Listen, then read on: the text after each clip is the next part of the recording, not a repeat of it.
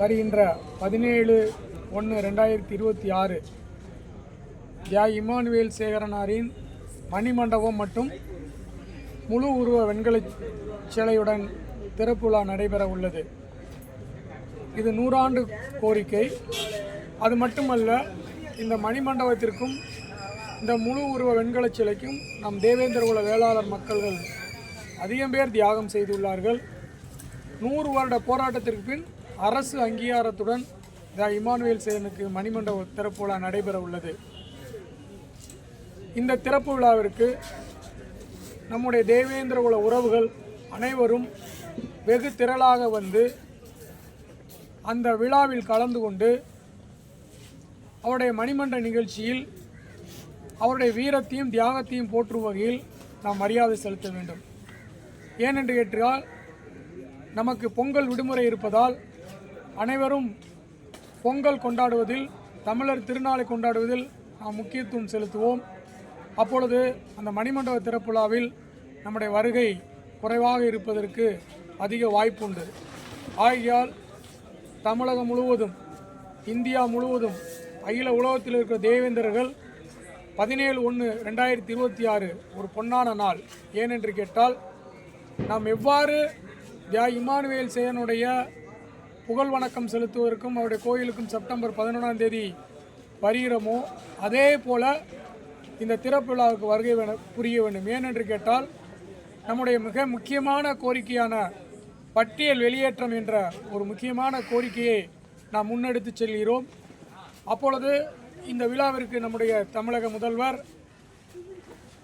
விடியலின் கதாநாயகர் அவர்கள் நேரடியாக வந்து திறந்து வைப்பதாக திராவிட முன்னேற்றக் கழகத்தினுடைய அதிகாரப்பூர்வமான அறிவிப்பு வந்துள்ளது. அதன் அடிப்படையில் ஒவ்வொரு கிராமத்தில் உள்ள தேவேந்திர வேளாளர் இளைஞர்கள், பெரியவர்கள், ஊர் தலைவர்கள், நாட்டாமைகள், பன்னாடிகள் அனைவரும் வந்து அந்த திறப்பு விழாவில் கலந்து கொண்டு சிறப்பிக்குமாறு அன்புடன் கேட்டுக்கொள்கிறேன். அது மட்டுமல்ல, அரசு விழா 1 மணி நேரம் நடக்கு.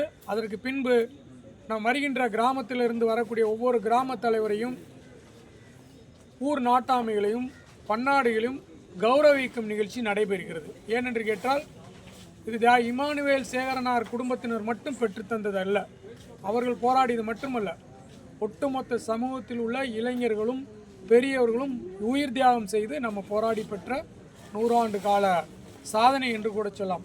அது இன்று அண்ணன் பசுபதி பாண்டியன் அவருடைய வீரவணக்க நாளில், தமிழ் தேசிய போராளி அவருடைய வீரவணக்க நாளில் அந்த செய்து வந்திருப்பது மிக மிக ஒரு கூடுதலான மகிழ்ச்சியை கொடுத்துள்ளது. ஏனென்று கேட்டால், பட்டியல் வெளியேற்றத்திற்கான முதல் கோரிக்கையை வித்திட்டவர் அண்ணன் பசுபதி பாண்டியன்.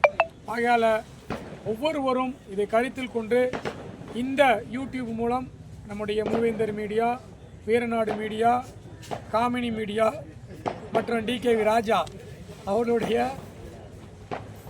அவருடைய மீடியாக்கள் மூலம் நான் அழைப்பை கொடுக்கிறேன். இந்த அழைப்பை அன்புடன் கொடுக்கிறேன். ஏனென்று கேட்டால், நாம் அழைப்புதல் கொடுப்பதற்கான கால அவகாசம் இல்லை.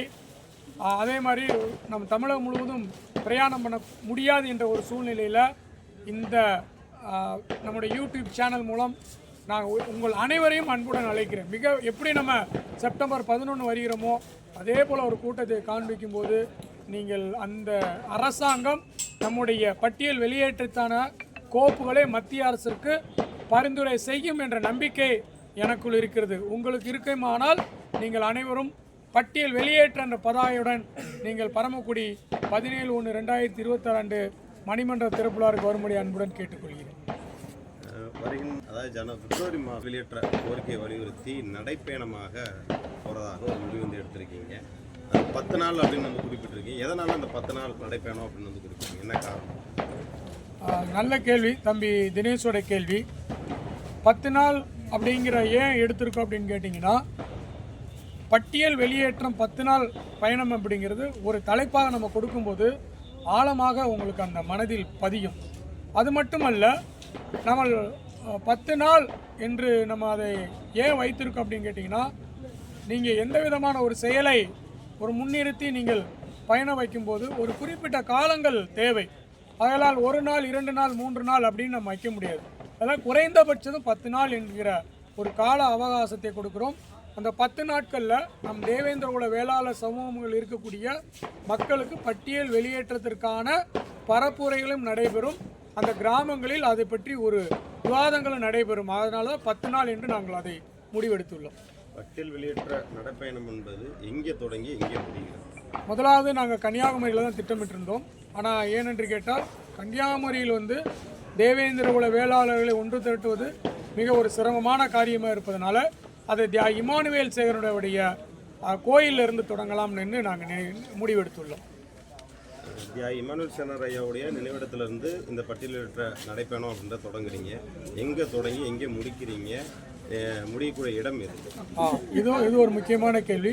பரமக்குடியிலிருந்து ஏற்கனவே சொன்ன மாதிரி பரமக்குடியில் ஐயாவுடைய கோயிலிருந்து தொடங்கி சென்னையில் முடிப்பதாக நாங்கள் ஒரு திட்டமிட்டோம். ஏன் என்று சென்னையில் முடிப்பதாக திட்டமிட்டோம் என்றால் சென்னையை சுற்றி அதிகமான தேவேந்திர மக்கள் வாழ்கின்றனர்.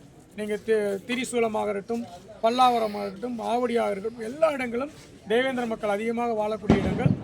அந்த பட்டியல் வெளியேற்றத்தோட கடைசி நாள் நம் நடைபயணம் முடித்த பிறகு சென்னை வாழ் மக்களிடம் பேசி அடுத்த நாள் மிகப்பெரிய ஒரு உண்ணாவிரத்தை நடத்தி நம்முடைய கோரிக்கை மனுக்களை தமிழக முதல்வர் அவர்களிடமும் நமக்கு ஆளுநர் அவரிடம் கொடுத்து நம்ம அந்த நடைபயணத்தை முடிக்கலாம் என்று திட்டமிட்டுள்ளோம். நடைப்பயணம் என்பது ரமேஷ் தேவேந்திரன் அவர்கள் மட்டும் முன்னெடுக்கக்கூடிய ஒரு விஷயமா, இல்லை நம் சமூகத்தில் இருக்கக்கூடிய இயக்கங்களை ஒருங்கிணைத்து செய்யக்கூடிய விஷயமா? அதாவது நடைபயணம் என்பது ரமேஷ் தேவேந்தர் மட்டும் முன்னெடுக்கவில்லை, அனைத்து இயக்கங்களையும் ஒருங்கிணைச்சிட்ருக்கேன். நான் அதே மாதிரி அலைபேசி மூலம் எனக்கு கேட்டுக்கொண்டிருக்கேன்.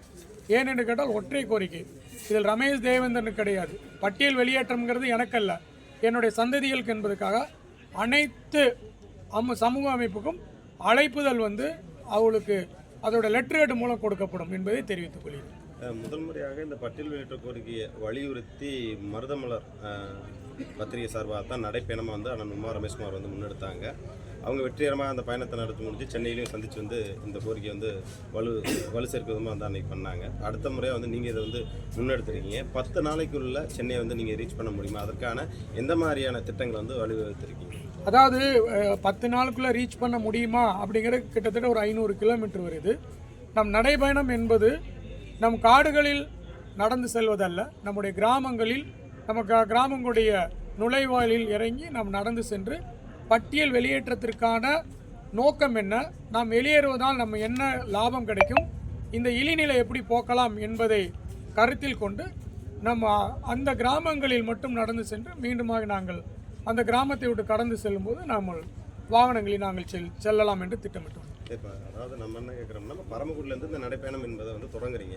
தொடங்கும்போது பரமக்குடியிலேருந்து நேராக மதுரையில் வரக்கூடிய இடைப்பட்ட கிராமங்களில் அந்த 4 வழிச்சாலைகள்லேயே இந்த பிரச்சாரத்தை செய்து விட்டு அப்படியே நீங்கள் சென்னையை கடக்கிறீங்களா, இல்லை வேறு எதுவும் பாதை? ஏன்னா இப்போ ஐயாவோட நினைவிடத்துலேருந்து கிளம்புறோன்னு முடிவு எடுத்துட்டீங்க. வழின்னு ஒன்று இருக்குல்ல, ஒன்று மதுரை போகிறதா இருக்கலாம், இல்லை வேற ஒரு வழிகள் இருக்கலாம். ஏன்னா நாளுங்கிறது நாங்கள் நடைப்பயணம் அப்படின்னா எத்தனை நாள் வேணாலும் நடைப்பயணம் அப்படின்றத முன்னெடுக்கலாம். 10 நாள் அப்படிங்கும்போது இந்த குறுகிய காலங்களுக்குள்ள 500 கிலோமீட்டர் கடக்கணும். எந்த மாதிரி சில தூரங்கள் நடப்பது, அதுக்கப்புறம் வாகனங்கள் செல்வது, இல்லை தொடர் நடைப்பயணம், இந்த மாதிரி எதுவும் முடிவெடுத்திருக்கீங்களா? தொடர் நடைப்பயணம் பண்ண முடியாது. ஏனென்று கேட்டால் உங்களுக்கு நல்லா தெரியும், யூடியூபர்ஸ்க்கெல்லாம் உங்களுக்கு பிப்ரவரி மாத இறுதியில் தேர்தல் அறிவிப்பு வருவதற்கு வாய்ப்புகள் அதிகமாக இருக்குது. உங்களுக்கு தெரியும், தேர்தல் நன்னடத்தை விதியில் இருப்பதனால் நாம் அதை தொடர்ந்து செய்ய முடியாது. அதே மாதிரி முக்கியமான கேள்வி, பரமக்குடியிலிருந்து தொடங்கிய அந்த நடைபயணம் ஒவ்வொரு தேவேந்திர குல வேளாளர் இருக்கக்கூடிய அந்த ஹைவேல இருக்கக்கூடிய கிராமங்கள், அது மட்டும் அல்லாமல் அந்த நடைபயணம் மதுரை வழியாக சென்று திண்டுக்கல், கரூர். அப்போ கரூர் வந்த உடனே நாமக்கல் மாவட்டம் ஒன்றிணைவாங்க. கரூர்லேருந்து அப்படியே நம்ம என்ன செய்ய போகிறோம், திருச்சியிலேருந்து தஞ்சாவூர் டெல்டா மாவட்டங்கள் தேவேந்தர் அதிகமாக வாழ்கிறார்கள். அப்படியே அரியலூர், பெரம்பலூர் போய் விழுப்புரம் மாவட்டத்தில் நம்முடைய திருவாரூர், நாகப்பட்டினம், விழுப்புரம் வழியாக சென்னை போவதாக உத்தேச திட்டம் தீட்டியுள்ளோம்.